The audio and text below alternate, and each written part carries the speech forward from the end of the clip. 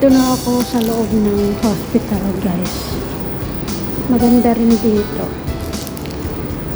See, may TV pa dito sa waiting area sa my lift.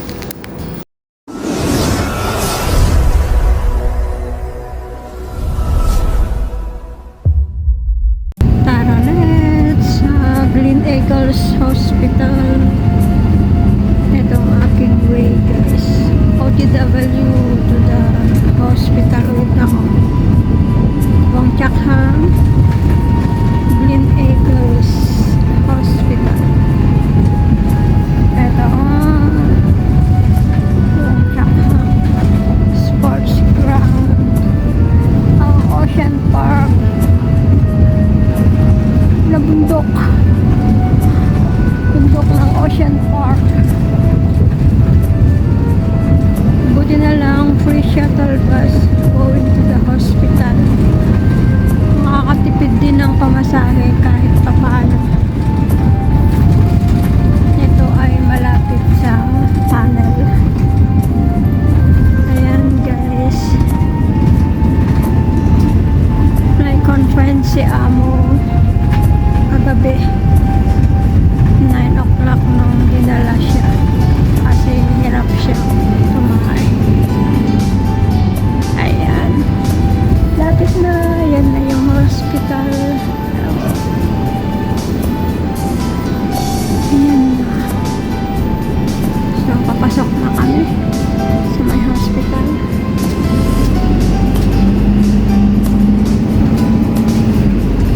So ito yung pinaraanan ko, guys. Mamaya papakita ko sa inyo yung view sa taas. Maliit lang ito pero private hospital din siya. Ayan. Ito na kami. Yung side view ng hospital. Ito ay sa may malapit sa tunnel. Ayan. Ang mga bahay dito sa may side view ng Glen Eagles Hospital. Ayan. Ang ganda niya, diba? Ayan sa baba, puro punong kahoy. Ayan.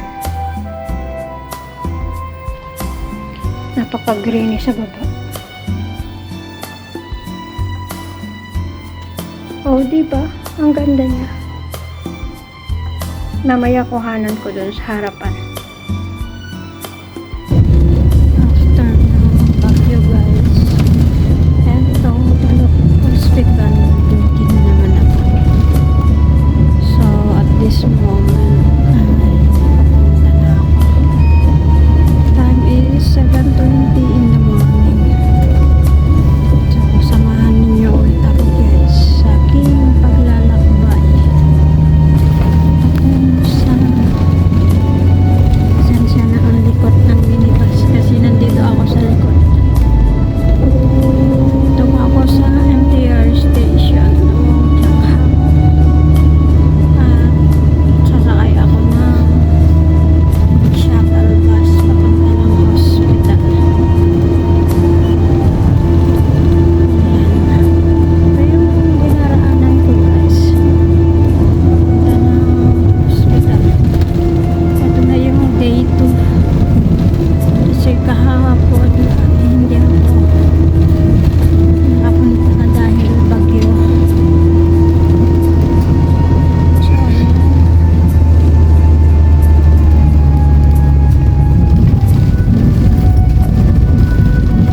ang likod ng minibus. Dito kasi ako sa bandang likod. Backseat talaga.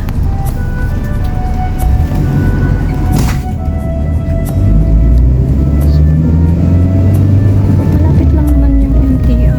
Sana mayroon ng minibus.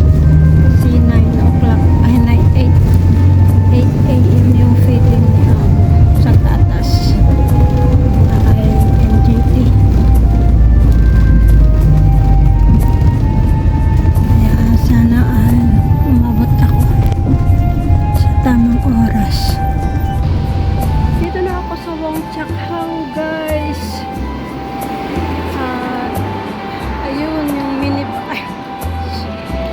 shuttle bus.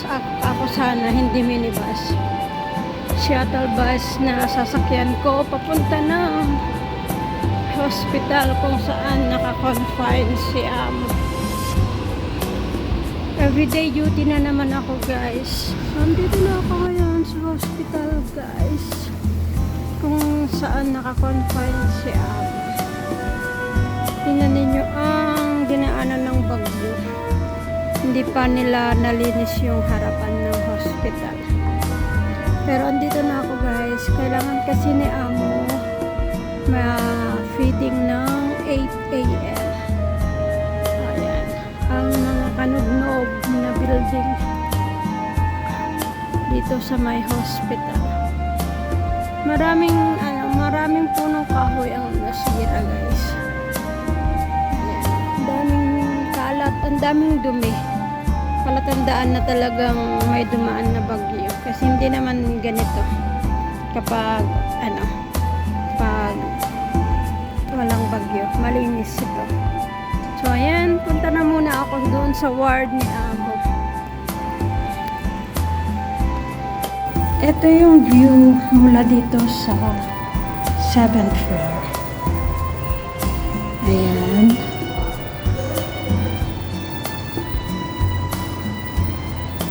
Makulimlim pa, guys, kasi katatapos lang ng bagyo. O diba? Ang ganda rin niya. Sana kung maaraw, mas maganda pa.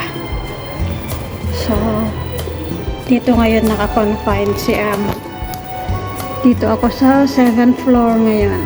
View from the 7th floor ng Glen Eagles Hospital.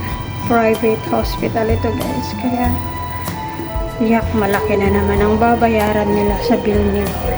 Pero hopefully, the soonest time ay makalabas na siya para hindi na sila mag-spend ng napakalaking money katulad nung niya doon sa sanatorium last month. So ayan, guys, punta na muna ako kay Lolo at 8 o'clock yung feeding time niya. Nasa hospital na ako, guys. Hindi kita yung view sa labas kasi ayan, maanggi.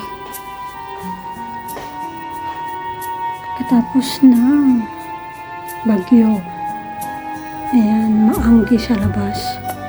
Mahalik yung mga fog sa mga building.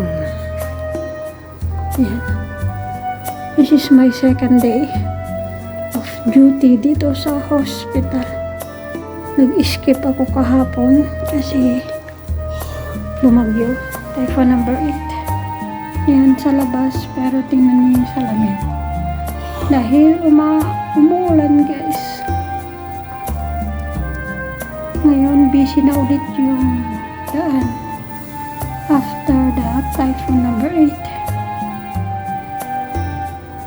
Traffic kasi ang daan na to na nakikita ay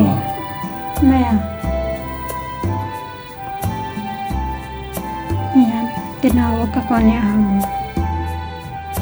Hindi kasi pwedeng kuhanan yung pasyente, guys, pero nandito ako. Ayan yung katabi niyang bed pero bakante. Ayan ang buhay ko.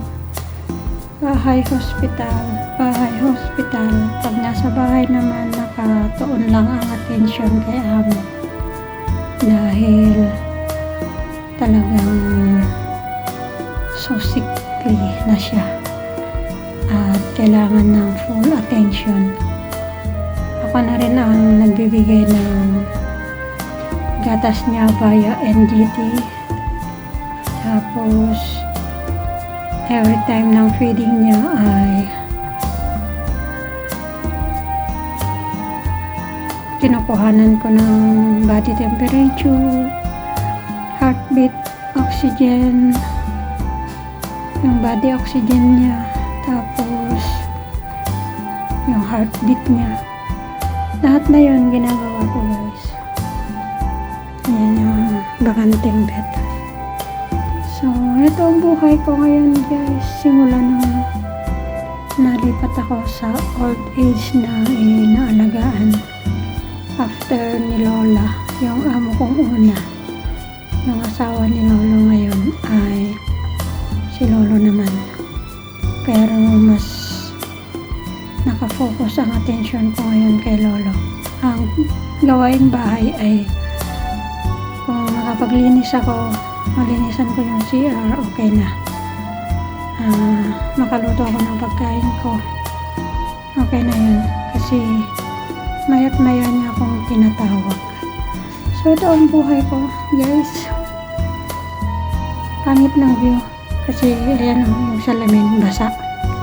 So bye bye na muna. Ito ako mag-order guys. Dito ako kakain.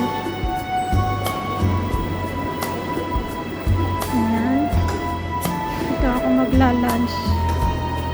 Order muna ako ng makakain.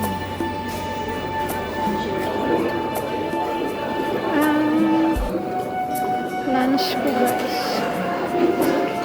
Unang lunch ko dito sa Hospital Bistro.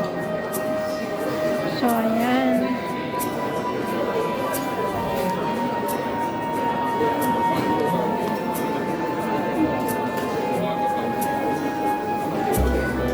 Ayan ang inumin ko.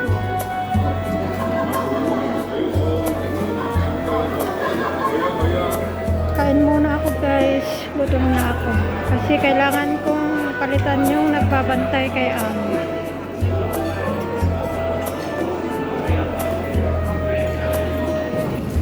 Dito na ako sa amin guys.